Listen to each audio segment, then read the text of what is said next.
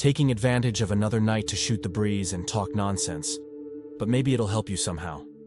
The pressure of being someone in life has been crushing entire generations, transforming people into anxious and dissatisfied versions of themselves. We live in an era where happiness always seems to be one step ahead, in a future that never comes, in an achievement that's never enough. Social media bombards us with thousands of different lifestyles, each one more seductive than the other, making us look at our own existence with contempt and impatience. We want to change direction with every new trend, with every new internet guru, with every success story that pops up in the feed.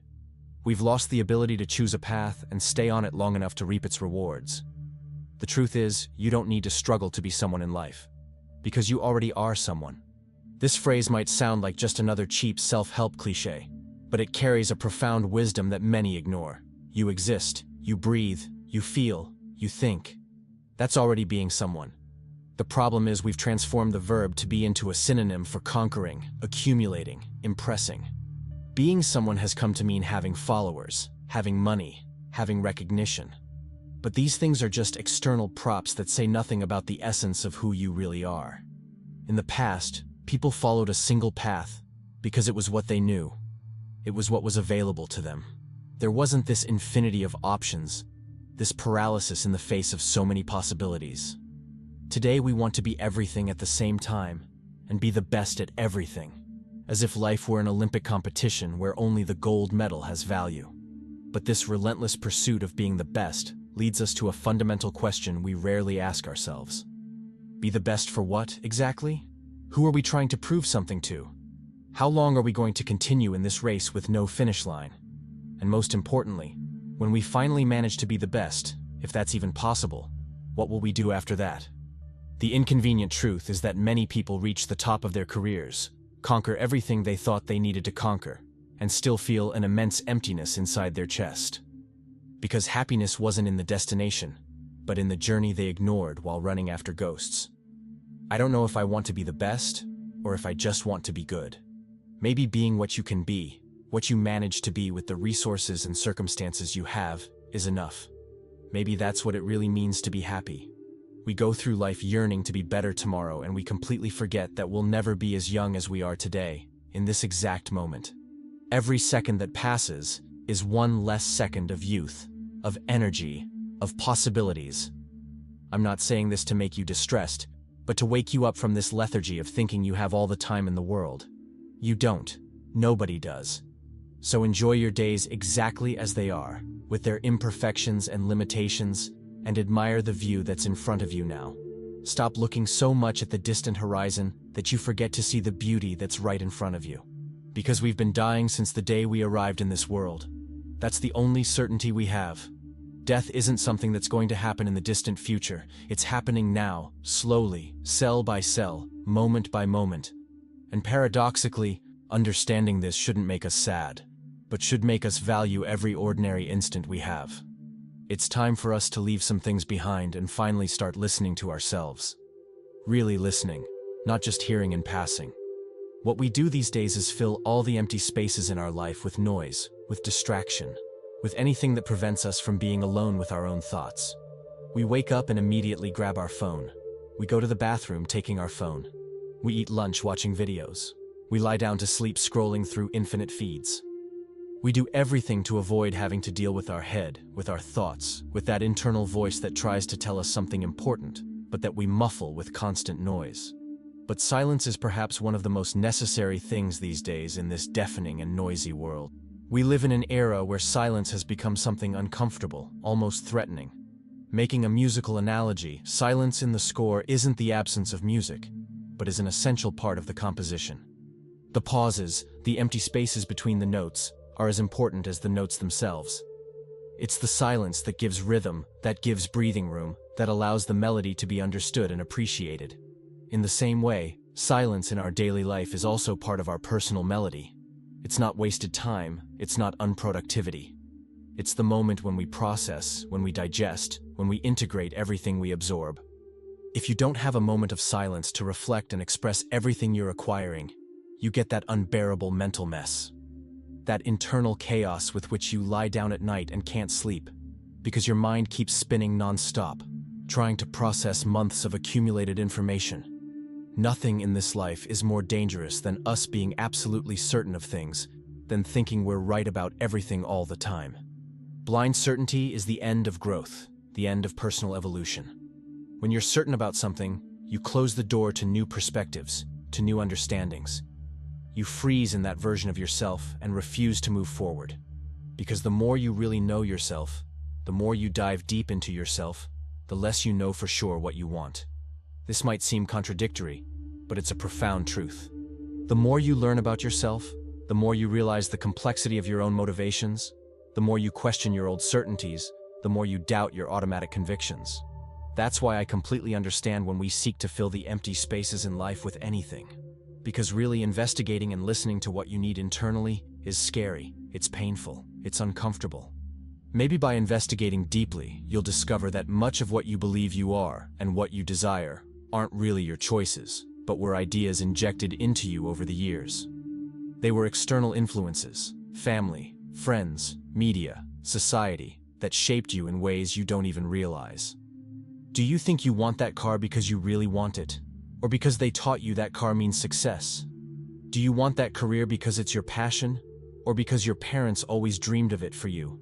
Sometimes it seems to me that all self-knowledge isn't totally true or reliable, because when I talk about myself, there's a great chance that I'm completely wrong about who I am. How can I know myself if I'm the very instrument of measurement? It's like trying to see your own eyes without a mirror. You need something external to have some notion of who you are. And this is where something fascinating and scary comes in at the same time. When you express your views about other people, when you talk about what you see in others, when you criticize or praise someone, that's when you're really seeing yourself and talking about yourself. We don't see people as they are, we see people as we are. Every judgment you make about another person is actually a projection of your internal world. If you see laziness in another person, maybe it's because you struggle against your own laziness. If you see envy in another person, maybe it's because you recognize your own envy reflected. Maybe when you point out flaws in others, you're also unconsciously expressing what you yourself need to work on in yourself. It's as if the universe used other people as mirrors to show you what you refuse to see in yourself. But what's really important in this whole story is for you to understand a liberating truth. Everyone is doing the best they can with what they have. Everyone is fighting their own invisible battles. This is a fundamental key piece in the maturation process of any person. Understanding that that person did that not because they're bad, not because they want to destroy you, but because it's what they know how to do in that moment, because it's what they know, because it's the limit of what they can manage with the emotional and psychological resources they have available. When you really absorb this truth, something changes inside you. Then you look back and think, wow, my entire life I pointed my finger at others and thought I was always right, thought I was better, thought I would never do that. And it's like a huge penny drops. It's very emotional when this moment of awakening truly happens. We're nothing more than products of our parents. We're the direct result of them. This doesn't mean we're exact copies or that we don't have free will, but it means we were profoundly shaped by them, for better and for worse. We inherited their traumas, their fears, their limiting beliefs, but also their strengths, their resilience, their capabilities. I know it's extremely difficult to hear what I'm going to say now, but don't seek revenge against those who hurt you. Don't carry that poison inside you. Because maybe that person who hurt you is fighting a devastating battle in their own mind that you have no knowledge of. What gets recorded in you is just that specific moment when they hurt you. That moment when they showed just a little of the terrible things they were dealing with inside their own head. But you didn't see the other 23 years of suffering that led them to that moment. You get deeply frustrated when others don't think like you, when they don't agree with your worldview, when they act differently than you would act. But stop for a second and ask yourself, who in this story really has the closed mind? Who's being inflexible? Maybe you got irritated with that person not because of what they objectively said or did, but because they activated in you an unconscious and painful memory. The first time you weren't understood. The first time you weren't accepted. The first time you felt you weren't good enough. That person in the present is just a trigger that fires an old, poorly healed wound. And you react with all the accumulated pain of years, directing at them a rage that actually belongs to another time, to other people. it's really good for us to try to judge other people less. This seems obvious. Everyone says it, but few really practice it. The judgment we make of others speaks infinitely more about who's judging than about the actual object being judged. When you judge someone, you're revealing your values, your insecurities, your fears, your frustrations. A person who judges others a lot by their appearance probably has deep issues with their own appearance. A person who judges others a lot by their productivity probably never feels productive enough. We'll never really know how others will remember us after we're gone, or what others really think of us when we're absent. Some people will remember you as an intellectual and brilliant person, others as an inspiring example, others as a complete mediocre who got nowhere. The important thing is to understand that none of these different versions is the true objective version of who you are. The truth is, there's no single true version of you. We'll always be a completely different version of ourselves in the head of each person who crosses our path. To your mother, you're one thing. To your father, you're another. To your best friend, you're something completely different. To your boss, you're yet another. And all these versions coexist simultaneously. You're all of them, and none of them at the same time. It's liberating to realize this, because you finally understand that it's impossible to control the perception others have of you. You can even try to manipulate the image you project, but you'll never completely control what forms in the other person's mind. So you have a very clear choice to make, even if it's painful. You can choose to completely deny yourself to fit into that specific version that pleases a certain person or group. You can mold your behavior, your personality, your words, everything to conform to other people's expectations. Or, you can opt for the pain of being yourself authentically and accept that sometimes, many times even, you won't correspond to that person's desire, you won't meet their expectations, you won't receive their approval. Which suffering do you choose to carry? Because the important thing is to understand that either way it's going to hurt. There's no path without pain. But the difference is crucial. One path will hurt intensely at first, but eventually will stabilize, or even the pain will completely disappear over time. And the other path is a constant and growing anguish that will last an immense period, maybe your whole life. It's going to hurt to be authentic, especially at the beginning when you start disappointing people, when you start saying no, when you start establishing boundaries. But living in the perpetual anguish of pretending to be who you're not, of repressing who you really are, that's almost unbearable in the long run. Making peace with that initial pain of being authentic is actually freeing yourself from the constant and suffocating anguish of pretending to be who you're not. It's trading chronic suffering for acute suffering that passes. And when it passes, what remains is a peace that people who live with masks never experience. What remains is an integrity, an internal coherence, a feeling of finally being whole. What helps me most personally when what others think of me starts worrying me too much is thinking realistically and even positively that I'm not that important in other people's lives. I personally don't spend more than 20 minutes a day thinking deeply about any other person, and so it's practically pure selfishness on my part to think that someone out there is going to spend hours and hours thinking obsessively about me. People are too busy with their own lives, their own concerns, their own anxieties. You're just a secondary character in their lives, just as they're secondary characters in yours.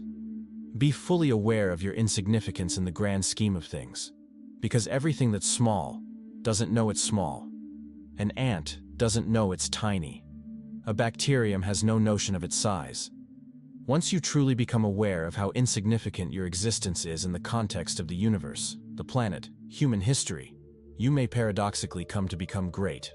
Because you stop trying to prove something, stop trying to impress, stop wasting energy on things that don't matter. The naked truth is that I'm just one more among 8 billion people alive at this moment. Just one more among the more than 100 billion human beings who have ever existed. And maybe that's exactly what makes me so special and important within my own life. Because despite being statistically insignificant, there's nobody in this world exactly like me. There never has been and never will be another person with my unique combination of genetics, experiences, thoughts, feelings. I'm simultaneously insignificant and unique. Make your conscious choices, and remember at all times, especially in moments of social anxiety, that you're not that important in other people's lives. There are people who sacrifice themselves enormously for God. Wake up at dawn to pray, fast, give up pleasures. There are people who don't eat meat for God, for ethical reasons, for health. Some people isolate themselves completely inside their homes, rarely go out, live a reclusive life. Others go out absolutely every weekend, can't sit still, need constant social stimulation. Some people give themselves over to illicit addictions, seek escapism in drugs, in alcohol. Others become addicted to controlled medications prescribed by doctors, a socially acceptable form of addiction but equally destructive. Who in this whole story is right? Who has the definitive answer on how one should live? I really think, after thinking a lot about this, that not demanding much from others, actually not demanding absolutely anything from others, is what will really make you a generous person with other people, and consequently also with yourself. When you stop placing heavy expectations on others, when you stop thinking they should be different from what they are, you finally manage to see them as they really are. And when you're truly generous with yourself, when you treat yourself with the same compassion you treat a good friend, the world also starts being more generous with you. Not in a magical or mystical way, but because you stop putting yourself in self-destructive situations, stop accepting crumbs, stop settling for less than you deserve. When that phrase comes up in some conversation, that famous "you should be this, you should do that, you should want such a thing," one day you finally realize with crystal clarity that you should absolutely nothing. You never owed anything to anyone besides yourself. The should is almost an imposition disguised as advice. You should follow such a career path. You should want to be a millionaire. You should want a romantic relationship. You should want to have children. But who said so? Who decided this? Everything the other person would like you to be, everything the other person would like you to do or want is just and simply a reflection of their desires, not yours. It's a reflection of their frustrations, not yours. Of their unrealized expectations, not yours. As Fernando Pessoa said perfectly in one of his poems, "I see that you expect from me something beautiful, perhaps something great, how regrettable, because I only give what I can give." Be deeply grateful above all for not understanding why certain people do certain terrible things. This lack of understanding isn't stupidity, it's not naivety. It's actually a sign that you maintain something precious inside you. Maybe the real reason you don't understand why that person was capable of doing that is simply because you know deep in your soul that you'd never be capable of doing such a thing. My God, how is that person capable of intentionally hurting someone so much? How do they sleep at night? I simply don't understand. How good, how wonderful that you don't understand. This reveals that there's a fundamental goodness in you that instinctively refuses to comprehend other people's cruelty. Maintaining this healthy incomprehension in the face of evil is actually preserving your own intact humanity. It's not letting the world completely harden you. If your great personal torment is loneliness, is the devastating feeling of abandonment, of not belonging anywhere, I sincerely believe that we're the complex result of so many different things. We're the result of so many choices we don't even know were made. So many improbable coincidences. So many mistakes and successes of people we don't even know. We're the result of decisions our great-grandparents made, of wars that happened, of casual encounters that generated our ancestors.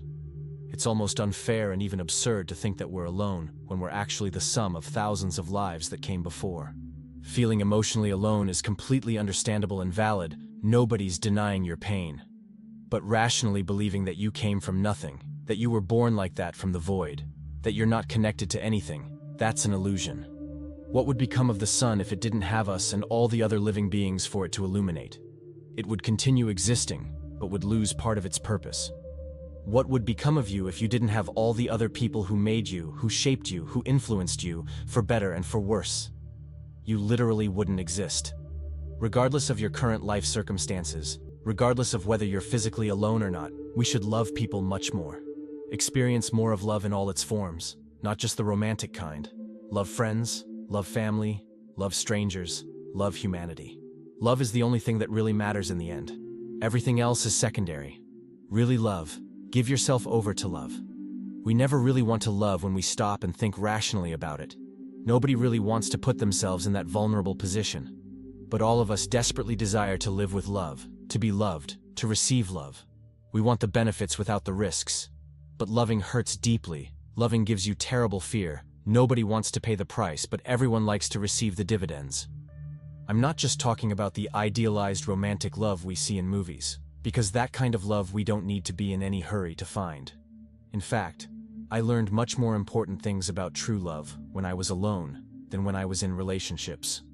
If you need to right now, spend a good amount of time with yourself without rushing to find someone.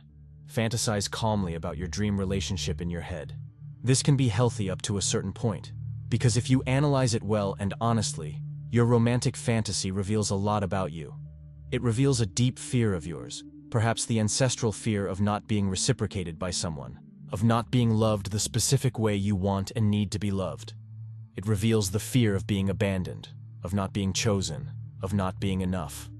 And understanding these fears is the first step to working on them, to not letting them sabotage your future relationships. Many people sabotage real connections because they're chasing unreal fantasies. They sabotage because they're so afraid of getting hurt that they prefer to destroy before the other person has a chance to destroy.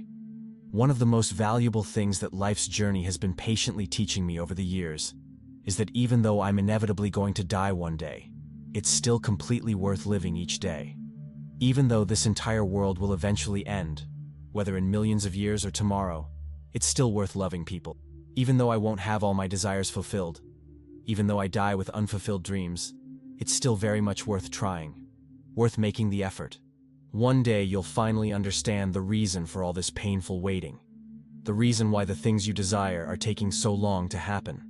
Today I realize, looking back, that I wouldn't be nearly as good with myself, as at peace, as whole, if I hadn't been patient in those difficult moments.